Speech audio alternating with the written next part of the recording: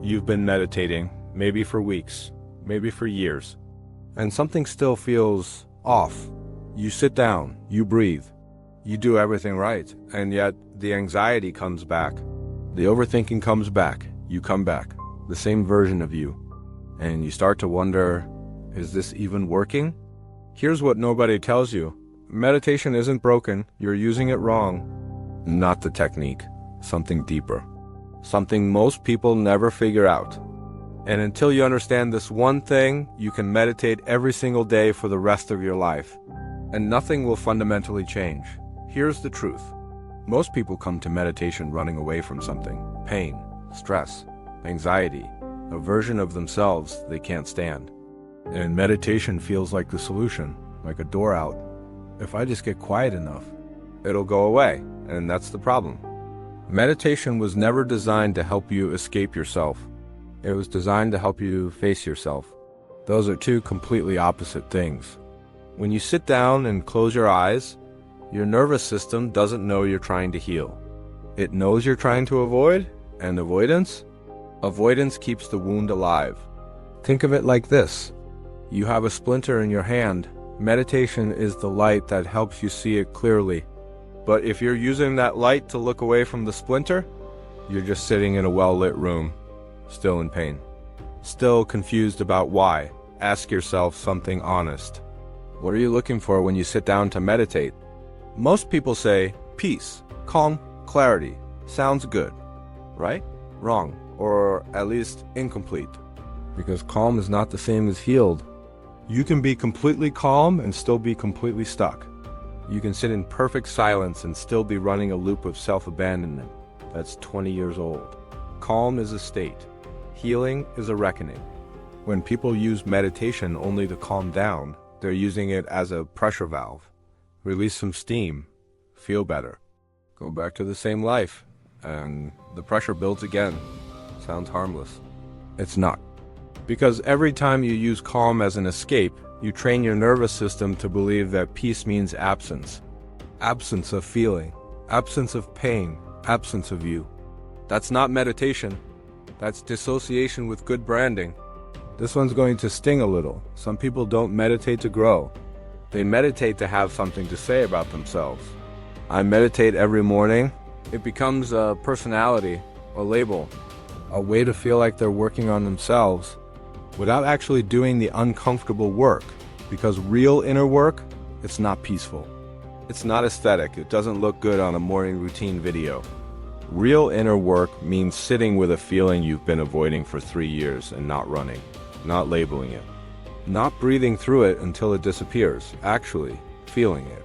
And most people, the moment it gets real, they adjust their posture, focus on the breath, wait for it to pass, and call that progress. Sounds small. It's not. This is the sneaky one. You meditate, you get clarity. Oh, I push people away because of my childhood. Oh, I overwork because I'm afraid of feeling worthless. Big moment, real insight. And then nothing changes because you confused understanding with transformation.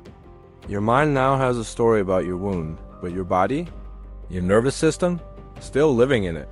Healing doesn't happen in the thinking mind. It happens in the body. In the moments when you feel the familiar contraction in your chest, and instead of narrating it or analyzing it, you stay. You breathe into it. You let it move through you. Most people get the insight. Almost nobody does the embodiment. And that gap between knowing and being is where years of meditation can disappear without a trace. Here's the thing nobody wants to hear. The more disciplined your meditation practice, sometimes the less you're actually healing. Because discipline can be another form of control. And control is often fear in a very convincing costume. You wake up at 5 a.m. You sit for 30 minutes. You never miss a day. And underneath all of that consistency is a desperate need to manage yourself, to keep yourself in check, to never let the chaos out. But healing requires a little chaos.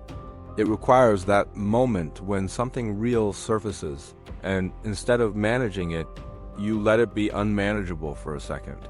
Let it shake you. Let it confuse you. Let it not fit neatly into your breathing pattern. The most healing meditation session you'll ever have might look like a breakdown, not a breakthrough, a breakdown. And if you've structured your practice so tightly that there's no room for that, you've built a prison that feels like a temple. Stop asking, am I meditating correctly? Start asking, what am I refusing to feel? Because here's the real question. Not, how long should I meditate? Not, which app should I use? Not, should I do breath work or body scan? The real question is, what is still living inside you that you have never let yourself fully feel? Because that thing, whatever it is what meditation keeps brushing up against. And you keep breathing it away. You keep refocusing. You keep returning to the present moment, which is beautiful. And also sometimes a way of not arriving. Here's the shift. Meditation is not a technique for feeling better.